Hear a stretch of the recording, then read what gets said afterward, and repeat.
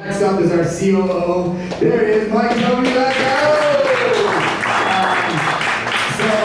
Mike been with F Street for 8 years. He's helped fuel the growth here at F Street and keeps the company going on every single division that we have here.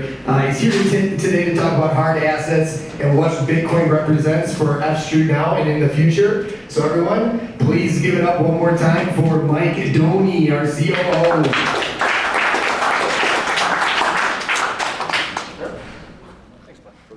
All right, man. Hey, everybody. Since I made the schedule, I can keep this as brief as I want, and I know there are other things that you guys want to hear about, likely than what I have to talk about today. So I will keep this. Sorry, I prepared some notes too. I will try and keep this shorter than what I intended. But just for a quick show of hands, how many of you have heard of Bitcoin? Okay, you laugh, but I would tell you, if this was probably 2 or 3 years ago, half the number of the people that just raised their hand probably raised their hand. So the last thing I will say on this is that I think everybody has been betting at the office that I can't only speak on Bitcoin for 15 minutes. And I think my wife would agree with that, but here we go.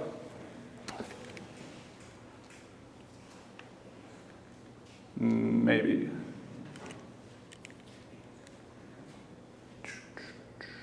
There we go. Okay, protecting purchasing power. So at F Street, our mission has been simple to say, but hard to do. Our job is to protect and grow purchasing power.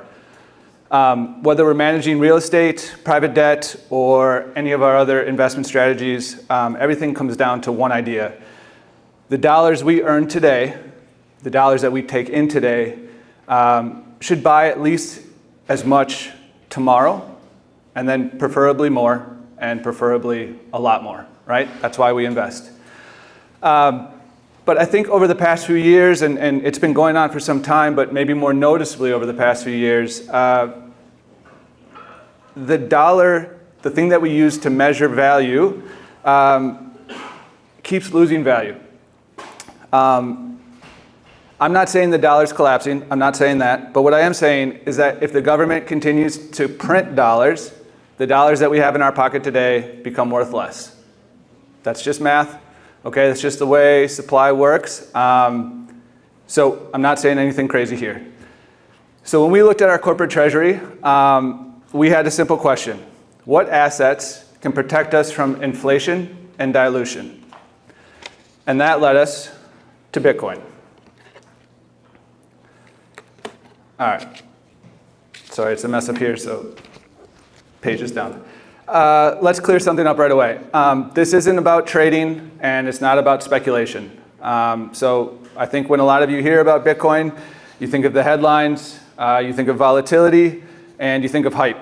And yes, it can be those things, but we view it as a store of value with a fixed supply. So if you strip away the technology, Bitcoin is digital scarcity. Now, what else has scarcity? Gold has scarcity. Land has scarcity.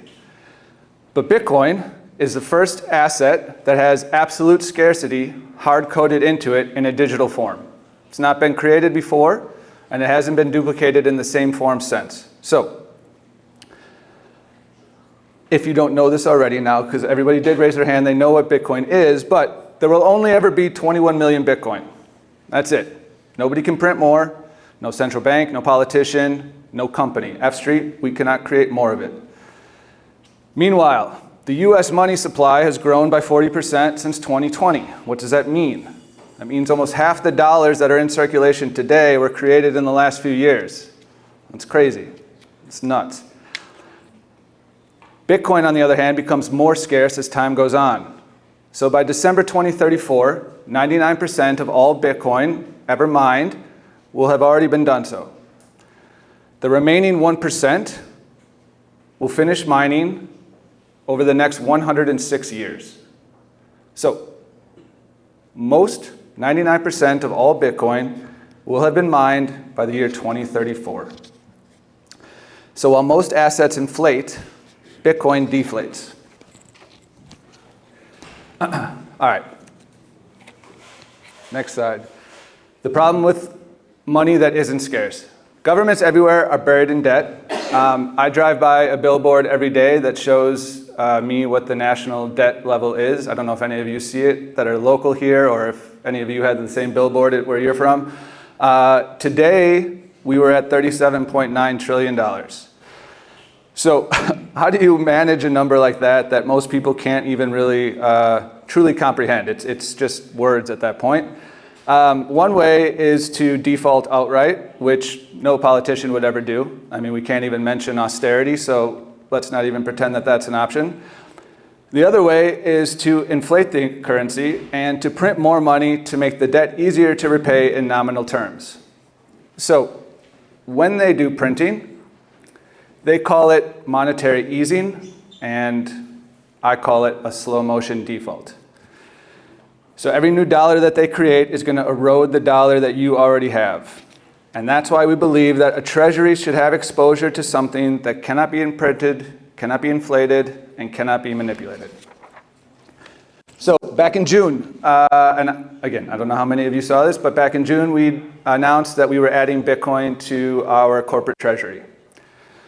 Now, we didn't go all the way in, but we did start with a single big purchase, a nominal value based on the percentage of our total corporate treasury.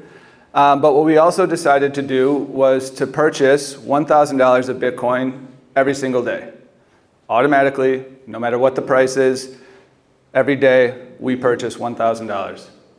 Now, this is actually a strategy, and for those of you not familiar with it, it's called dollar cost averaging. And essentially, it's a disciplined approach, which is a long-term strategy, and it essentially it takes away the speculation of it, right? We're not trying to time the market. We're not trying to outsmart somebody because we're buying a dip or trying to sell when it's high. We're just accumulating, and we're accumulating for the long term. And it fits with our philosophy here at F Street, which is we want to own scarce assets. That's why we're in real estate to start. That's where we got our start in real estate. And we want to avoid things that can be inflated away from us. So, I'm probably slides behind now. Here we go. Something about an elephant. The elephant in the room. Yes, Bitcoin is volatile, but so was gold when it was first monetized. So were stocks when they became mainstream. So, I want everybody to remember this. Volatility is not the same as risk, okay? Risk is holding assets that are guaranteed to lose you money every year. How can I prove this? I want to ask a question. How many of you think holding all of your money in a savings account is a good idea? Awesome. I love each and every one of you. The reason you don't think it's a good idea is because whether you know the true mechanics behind it or not, that dollar, if you just keep it in that savings account, is not going to buy tomorrow what it could today. Okay? It is slowly losing its value. Now, the government releases a number called CPI every month, and they talk about what the inflation rate is. Their number is always somewhere around 2 to 3%, because that's their goal. Now, I'm not calling them a liar, but what I would say is that everybody feels inflation differently. And so let's just say the true number somewhere in between there is about 5%. At 5% inflation, your purchasing power over 15 years would lose half of its value. And I think that's why we don't keep our money in savings accounts. That's why all of us now have to be investors, and we have to find areas to put our capital. So our company is no different. We're willing to accept near-term volatility for that long-term purchasing power. All right. Let's see. I'm going to jump ahead because I know I'm hopefully not wasting time, but here we go. All right. So for Bitcoin, for all of its complexity, it is truly, and it's in its simplest term, it is a scarce asset. And so for F Street, we've built a reputation on being disciplined, forward-thinking, and grounded in real value. Adding Bitcoin to our treasury was not a departure from what we normally do. It was just an extension of it for us. And it aligned with our values. So we want to own what's scarce. We want to avoid what's inflated. And for all of our investors, we want to stay ahead of the curve. We want to make sure that we're protected and that you are protected. Because in the end, money is just a tool, and the best tools are the ones that hold their edge. Thank you.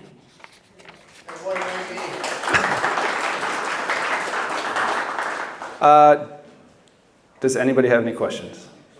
Yes? What made you choose Bitcoin over like gold, let's say? Over gold? For us, I think some of the features that Bitcoin has in terms of, its divisibility, its ability to be transferred anywhere, its ability to be stored. We weren't in a position to take in physical gold. And so this, again, was an opportunity for us to essentially look at a market and say, this is an emerging trend, right? And again, when I started to see everybody raise their hand and say, I've heard of Bitcoin, I know what it is, or I at least know about it. It was something for us that we wanted to be a part of. And I think, look, gold's having a remarkable run, and I think what gold is telling us is that there's something bubbling up. I think people are starting to understand that the printing is coming, right? And so could gold be something that we eventually have at some point as well? Definitely. Certainly a hard asset, one that's been around for hundreds of thousands of years or however long we've been here on Earth. But I think for us, this was a meaningful step to starting to diversify a bit into hard assets and moving away from, solely in being in money markets and treasuries and stuff like that. Yes, Kelsey. Have you guys ever planned like vertical integration where you acquire properties or like mining facilities or something like that? Great question. I would say that we have explored mining and are currently mining Bitcoin through a separate entity right now as maybe sort of like a test case scenario. Could it be something that we look to do in the future? I think that's certainly a possibility. One thing I would say is, as people are looking at expansion in areas where, obviously, like I said, land is scarce, right? But if you have an opportunity to build somewhere where maybe there's not necessarily the infrastructure yet to build out what would eventually become a new community or a new area of commerce, right? As long as you can get power transmission there and you can open up Bitcoin mining facilities, you can make buildings profitable in the short term or in the near term, and then build around that. So I think it's something we've definitely explored, just not something that has come to fruition yet. Yep. How do you see the political risk? It seems, obviously politicians can't print more, so the next thought is they're going to try and regulate it. How does that impact overall the Bitcoin market and the intrinsic value of risk? Well, I think they are printing. Well, they're not going to stop spending, I'll say that. So they're not printing Bitcoin. They are not printing Bitcoin. They regulate it. I think, we've been in a sort of regulatory moat now for some time. I would say the previous administration viewed digital assets one way, and I think this current administration has a bit more of a positive view on them. I do think, stable coins in the long run will end up being a support to the dollar system. It's another version of a petrodollar type scenario where you're proliferating the US dollar in a digital format. And so it's helping to buy treasuries, right? Because they have to maintain their dollar peg. So I think there's room for digital assets to grow. as far as Bitcoin is concerned, I know that there's a lot of intelligent people around the world that are working on different policies. The Bitcoin Policy Institute, if you ever want to take a look at it, does some incredible work out in DC with trying to make sure that the U.S. is at the forefront. But the other thing that I think is such a cool aspect of this is that this is a global, monetary asset, and anybody around the world can work on it. And if you own a little bit of Bitcoin and somebody in South America is working on it, then you're benefiting from that environment, from their work. And so I don't know necessarily, I guess, where politicians will ultimately land or how that will look. Could we have a gold, obviously there was a gold seizure back in, I don't remember what it was, 32, something like that. E162 or whatever it was called. Could we have something like that again? Perhaps. But I think for now, we're excited to kind of explore what this can continue to do for us. Cool. Yes? Why Bitcoin versus all the other meme coins? So the reason we did Bitcoin is because it has a finite supply. So other digital assets, for the most part, all have unlimited supplies, right? So there's no cap on the limit that can be created. And again, we're looking for things that cannot be inflated away. So if you look at like an Ethereum,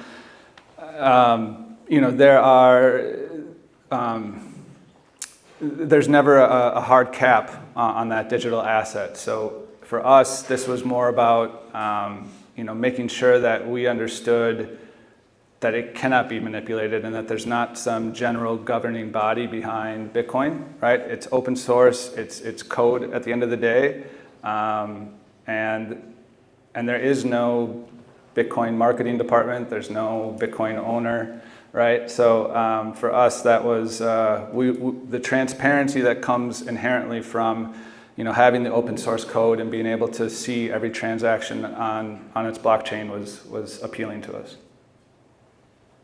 Yes. I'll go with Anthony first and then. Some banks have talked about using The short guys always get. Oh, his hand was easier to see. I think it went up first. Some banks have talked about using Bitcoin as collateral for loans. Have you guys talked about that? Or do you plan on offering that to people that might be? I can tell you I've pushed it to Scott, and maybe, I think Scott at one point said the best answer I've gotten thus far is no, for those first 15 years that he was trying to lever up his account, and so maybe I'll stick with that, right? I've certainly talked about it maybe ad nauseum with him. So far, no, but I think some of that maybe as we continue to grow as a company and our technology continues to improve, if we have the means to do it successfully and appropriately, then it would be something that we would certainly look to bring in. I think as a company, we see the value in it, and so it being collateral for us is not a scary proposition. It's just more, how do we manage that? How do we share custody of it? Stuff like that. So I think just the back end isn't there yet, but at some point, Scott will give me that green light and we'll be off and running. Yeah. Could you elaborate on, a little more specifically on why there is a finite amount of Bitcoin? Yeah, so I can, and I will also be available later so that. If it's too complicated. Yeah, no. Okay. So, okay, what is hard-coded into Bitcoin is that, and again, if I'm getting off the topic here, but essentially every 4 years, so every 10 minutes, a new Bitcoin block is mined. And in that block are all the transactions on the network. So every 10 minutes, 3.125 new Bitcoin is a reward for somebody who found that block. Okay, bear with me. When the network first started, it was 50 Bitcoin. And every 4 years, that reward amount cuts in half. Okay, so we're down from 50 to 3.125 right now. Okay. In May of 2028, we will have again, and we'll be down to 1.65 or whatever that number is, and that will be the reward for the next 4 years. So eventually what happens is by the year 2140, this code will run the reward down to 0. And at that point, no additional Bitcoin will be mined, and all of the transactions will work based on a fee-based system, which is already in place. It just will remove the reward aspect of it as well. Thank you. Yeah. Is there a percent or a cap of the corporate treasury that you're willing to put into Bitcoin? I think Scott's kept it pretty small. So we would certainly do rebalancing if it ever appreciated to a certain amount and make sure that we weren't overexposed by any means, but it's a small amount. It's a meaningful but small amount. Okay, I'm going to end it there. I will be available later if you guys have questions, but thank you so much for your time.